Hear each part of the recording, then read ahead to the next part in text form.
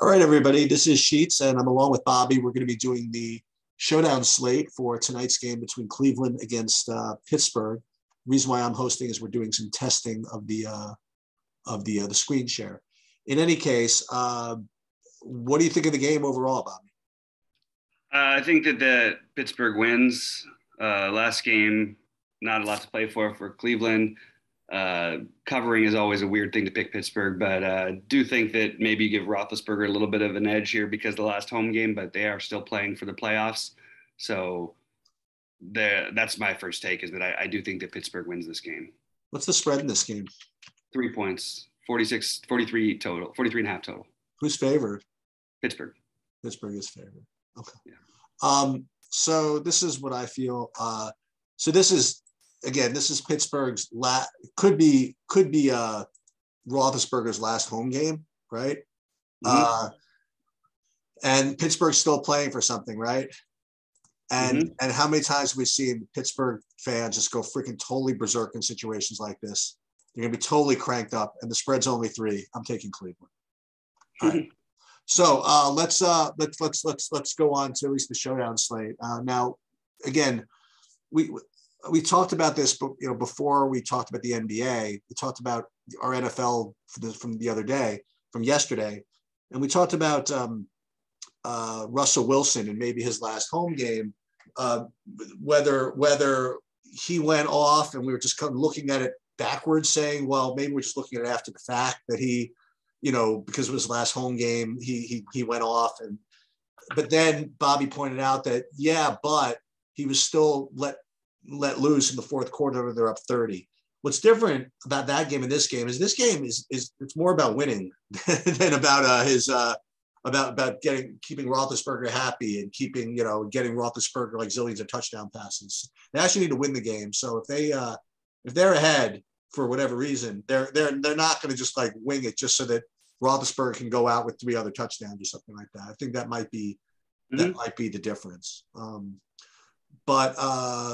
Okay, so I guess we'll start with the Pittsburgh side, or do you want to start with the captain in general? Let's go team by team. What do you think of your favorite plays on Pittsburgh?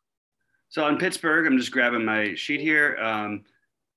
So my favorite plays on Pittsburgh are this is my spot where it's time to use James Washington, the showdown hero for so many times, and also has had a big role off and on this season for the Steelers, even as their receivers were healthy.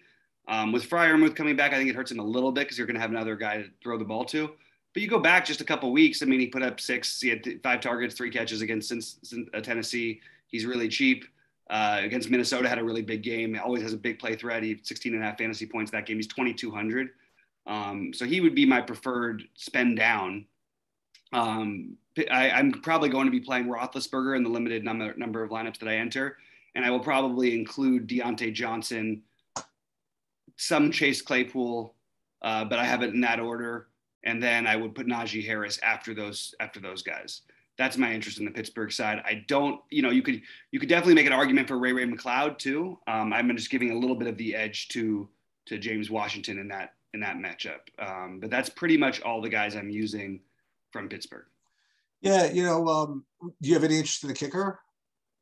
Sure, but I think that it's kind of game. Maybe it does make some sense, but I just think I have a little bit more interest in these other guys.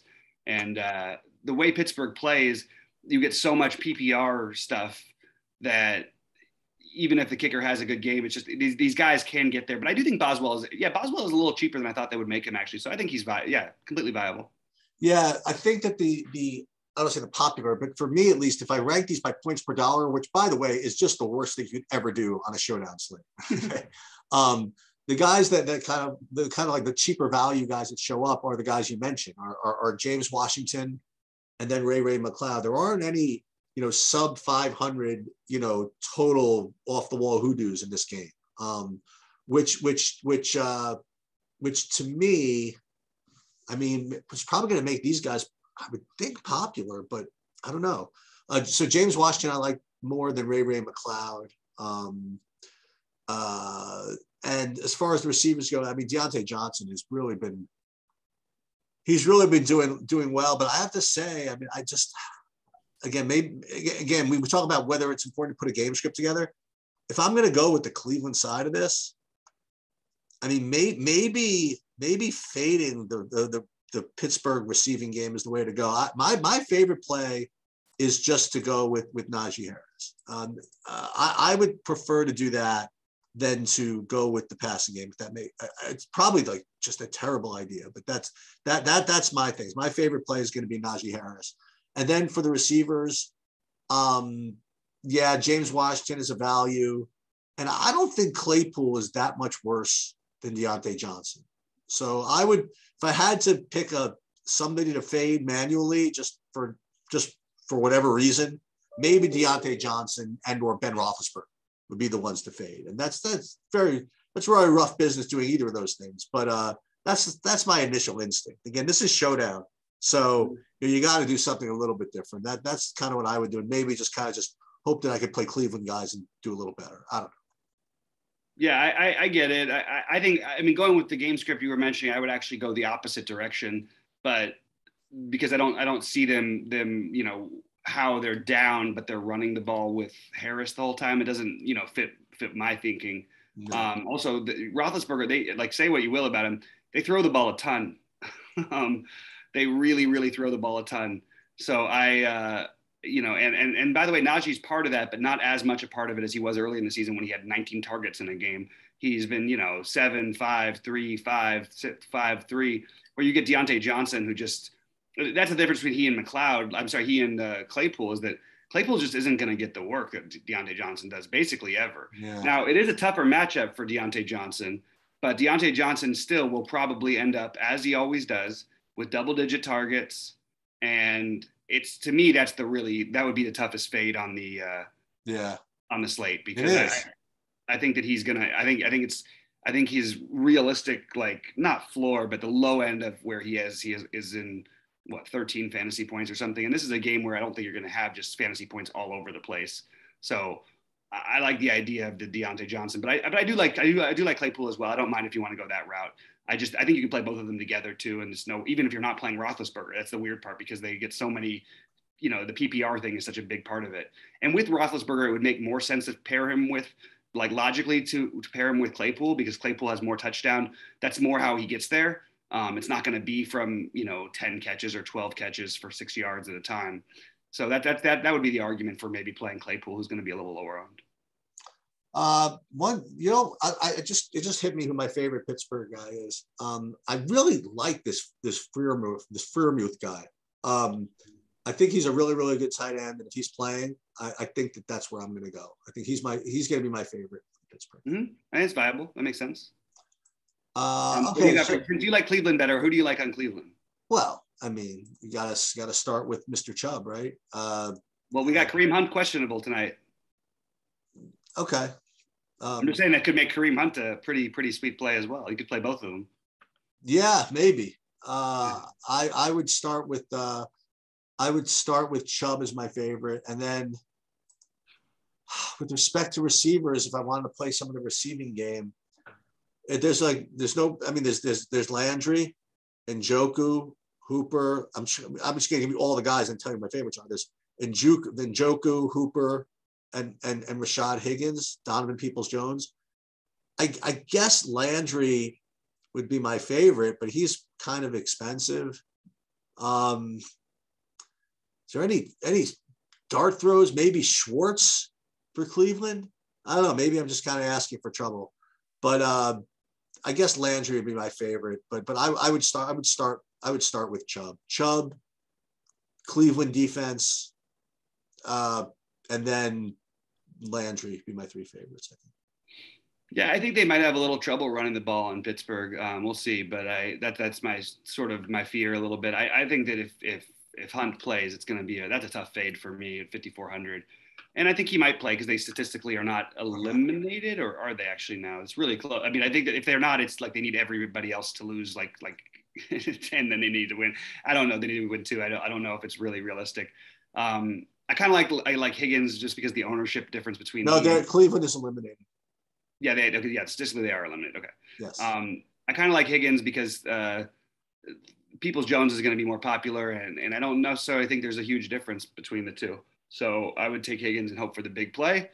I don't like this side as much as I do the Pittsburgh side because of again, on PPR, I'm always going to be obsessed with that. I think it's going to, I guess Hunt would be my favorite if he's in. Landry would be my second favorite either way. If Hunt's out, Landry is my favorite. Chubb would be followed by Baker.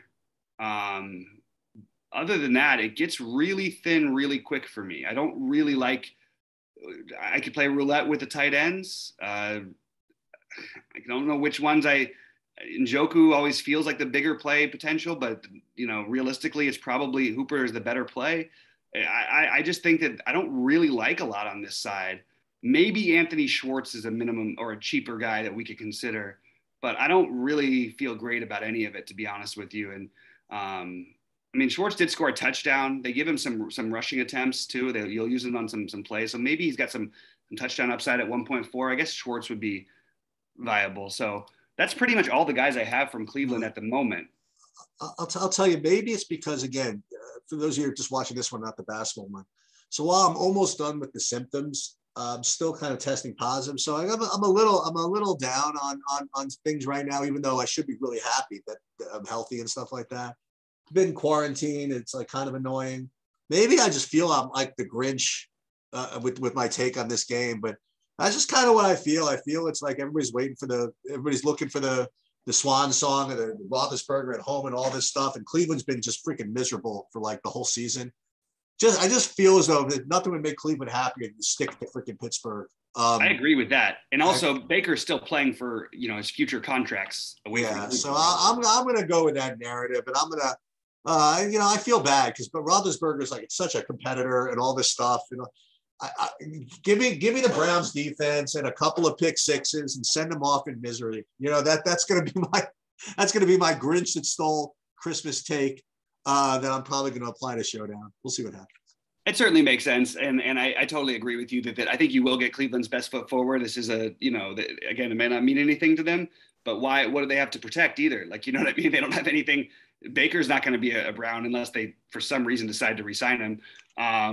So why not? And the thing is, as much as I have issues with Baker, and I think I've always been, I'll take the victory lap on how bad Baker is, because I called this one out from forever ago. But he is well liked. He's a competitor, and it's in the team likes. So you at least do whatever they can on top of it if you're looking for any extra. So I like Baker in that because of all that stuff, but. It should be, an interesting game. It's a strange thing to know. These teams don't have anything to play for. We'll get into it when we do it down for next week. But, Sheets just gave you a little glimpse in what he's doing. I'm probably going to be going a little bit of different direction, mostly focused on Pittsburgh players. But I hopefully one of us will take it down, or Rhodey at least. We can keep it in the true DFS. And then one of you guys can hopefully take down the long shot millionaire one, because I don't want to play about I will definitely say this.